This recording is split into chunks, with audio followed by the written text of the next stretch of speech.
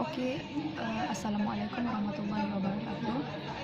Hmm, dan selamat pagi. Okey, cikgu akan minggu ni kita akan tidak belajar seperti biasa, tapi kita akan belajar iaitu kita punya kaedah pembelajaran adalah pembelajaran berasaskan projek. Okey, bagi subjek matematik dan tajuk yang kita akan laksanakan adalah tajuk bab 1 nombor nisbah, iaitu di bawah subtopik 1.1 integer. Tugasan projek kamu adalah menghasilkan model integer berdasarkan situasi sebenar. Okey. Cikgu mahu kamu boleh mengaplikasikan konsep integer ke atas model yang kamu hasilkan berdasarkan situasi sebenar yang kamu pilih, hanya satu sahaja. Okey, arahannya adalah tugasan ini kamu kena buat secara individu.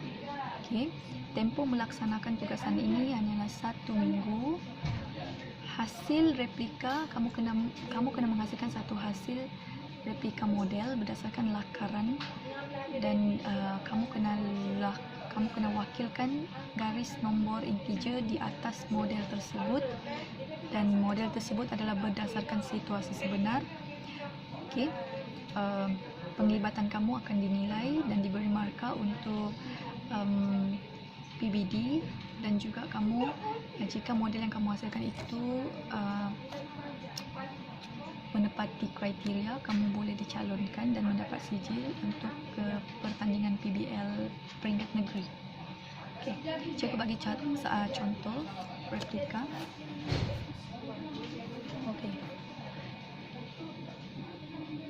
mau hasilkan model ini kamu kena hanya menggunakan bahan-bahan kita semula, tidak perlu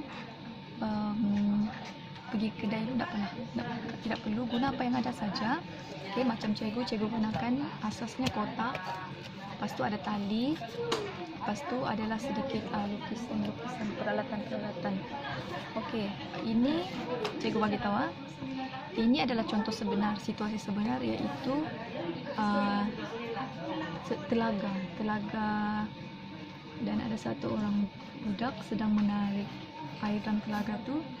Okey, dan di tepi telaga tu cikgu letakkan garis nombor, garis lurus yang mana mewakili integer positif, kosong, sifar dan integer negatif di tepinya. So, bila kita ingin aplikasikan integer tu, cikgu cuma tarik tali ini dan timba air itu akan naik. Bila cikgu letak timba itu berada di paras air, okey, kamu akan katakan sekarang timba air itu berada dalam keadaan negatif. Cikgu tarik lagi, dia berada di atas paras tanah, iaitu dia sifar. Bila cikgu tarik sampai ke atas, dia sudah berada dalam keadaan integer positif. Okey, ini contoh simple saja, tidak sampai 1 hari pun boleh buat.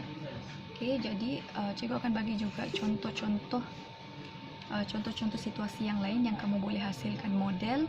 Contohnya, kamu boleh hasilkan model yang melibatkan jarak, okey, iaitu pergerakan kereta yang mana dia maju dan juga dia undur. Okey, kamu boleh buatlah di atas kotak ataupun kereta sebenar ataupun model satu orang pejalan kaki.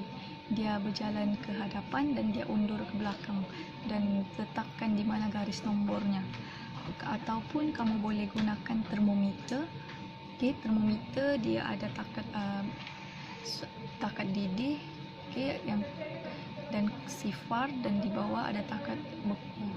Okey, jadi kamu boleh buat garis nombor itu. Selain itu juga kamu boleh buat satu model yang berkaitan dengan paras laut. Okey, yang cikgu bagi dalam kelas,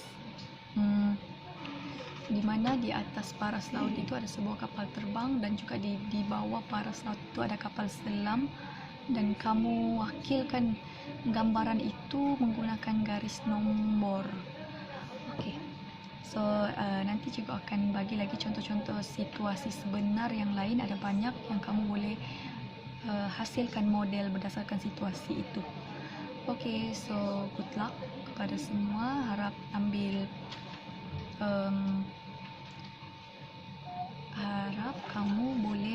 melibatkan diri kamu dalam pembelajaran berasaskan projek. So, terima kasih.